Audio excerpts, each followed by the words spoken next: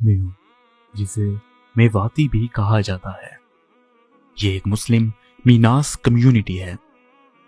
ان کے آبائی علاقوں میں میوات، ہریانہ، اتر پردیش، الور اور بھرت پور شامل ہیں۔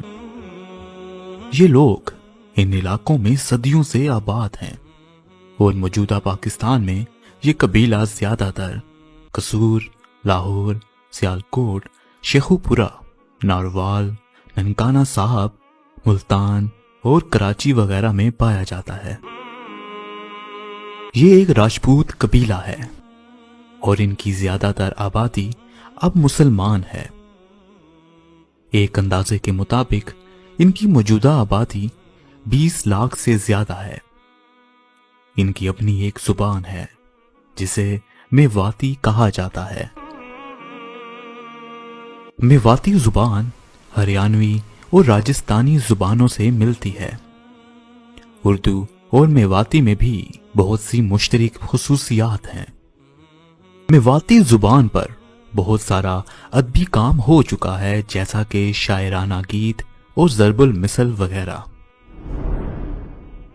ناظرین، اس سے پہلے کہ ویڈیو شروع کروں، آپ کو بتانا چاہوں گا کہ یہ ویڈیو IHC کی کاسٹ سیریز کا حصہ ہے۔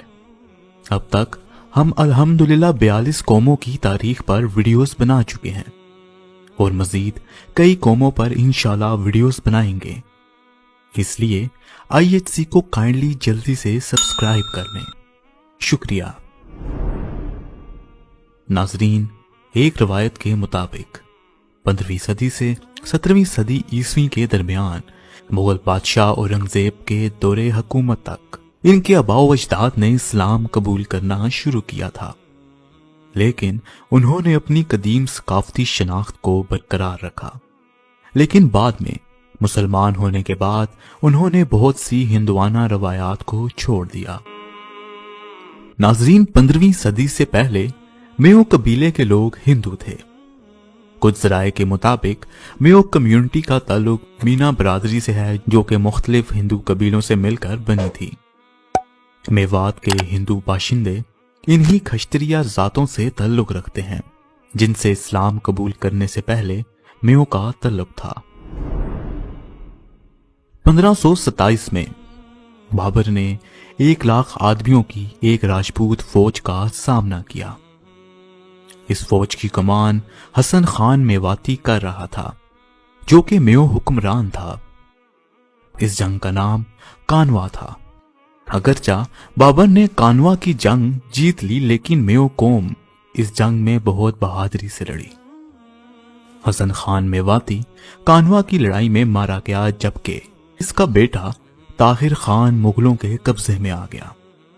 بعد ازاں طاہر خان مغل کیمپ سے فرار ہو گیا۔ مغل شہنشاہ بابر نے بھی حسن خان میواتی کے بارے میں اپنی سوانح عمری میں بابر نامے میں لکھا ہے۔ مغلوں کے نزدیک میواتی باغی تھے۔ مغلوں کے خلاف سب سے زیادہ مزاحمت میو قبیلے نے ہی کی تھی۔ میو قوم نے 1857 کی جنگ آزادی میں بھی حصہ لیا۔ اس جنگ میں 6000 میو شہید ہوئے۔ میو دیگر راجپوتوں کی طرح کسی کے پٹھو نہیں تھے۔ انہوں نے نہ تو مغلوں کا ساتھ دیا اور نہ ہی انگریزوں کا۔ اسی لیے 1857 کی جنگ آزادی میں شکست کے بعد بھی انگریزوں نے ان سے خوب بدلے لیے اور ان کی ساری زمینوں پر قبضہ کر لیا۔ یہی وجہ ہے کہ ان کی آئندہ آنے والی نسلیں غربت میں رہی۔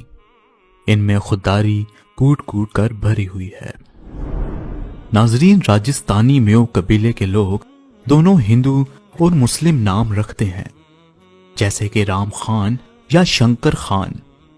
برے صغیر کی آزادی سے پہلے میو قبیلے کے لوگ دیوالی اور ہولی منانے کے ساتھ ساتھ عید الفطر اور عید الاضحیٰ بھی مناتے تھے۔ تاہم اب مسلمانوں میں دیوالی اور ہولی کا رواج کم ہوتا جا رہا ہے۔ میو شمالی ہندوستان کے ہندوؤں کی طرح اپنے کزنز میں شادی نہیں کرتے، حالانکہ اسلام کزنز کے ساتھ شادی کی اجازت دیتا ہے۔ میو مسلمان راجپوت ہیں جو اپنی ہندو اور اسلامی رسوم و رواج اور عقائد کے لیے مشہور ہیں۔ میو کی دو شناختیں ہیں جن دونوں پر انہیں یکساں طور پر فخر ہے۔ ایک طرف وہ مسلمان ہونے کا دعویٰ کرتے ہیں اور صوفیانہ اسلام کو فالو کرتے ہیں، دوسری طرف وہ راجپوت ہیں، کرشنا اور رام کی براہ راست اولاد ہونے کا بھی دعویٰ کرتے ہیں۔ ناظرین، میو قبیلے کے مرد ایک خاص قسم کی پگڑی پہنتے ہیں۔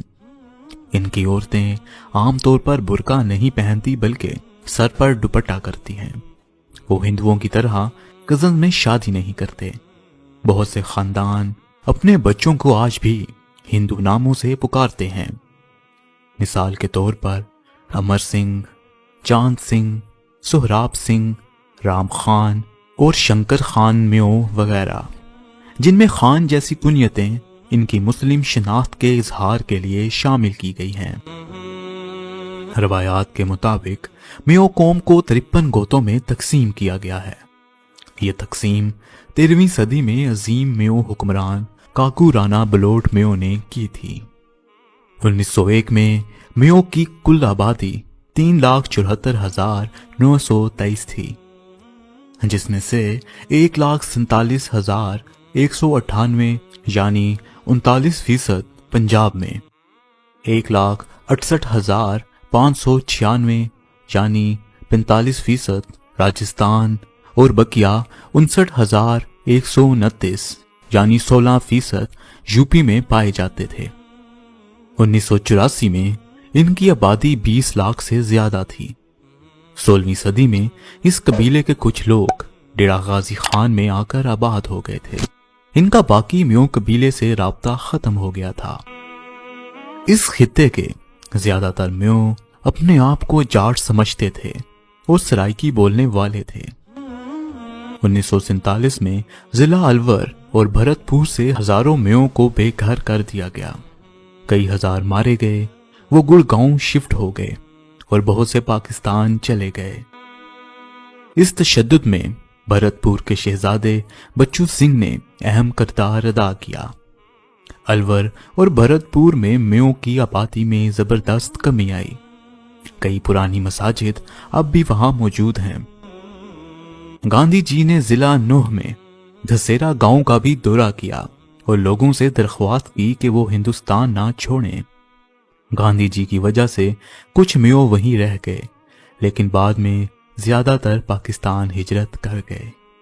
ایک اندازے کے مطابق پاکستان میں تقریباً 12 لاکھ میو آباد ہیں۔ ناظرین، میوات کے 2 کمیونٹی ریڈیو سٹیشن ہیں، ریڈیو میوات اور الفاظ میوات۔ ریڈیو میوات جو 2010 میں شروع ہوا تھا، پسماندہ برادریوں میں لوگوں کو آواز دینے کی کوشش کرتا ہے۔ الفاظ میوات جو 2012 میں شروع کیا گیا، ضلع میوات میں اور اس کے آس پاس کے دیہی برادریوں کو زراعت اور گورننس کے مسائل کے بارے میں معلومات اور شراکتی مکالمے فراہم کرتا ہے۔ ناظرین، یہ تھی میو قوم کی تاریخ۔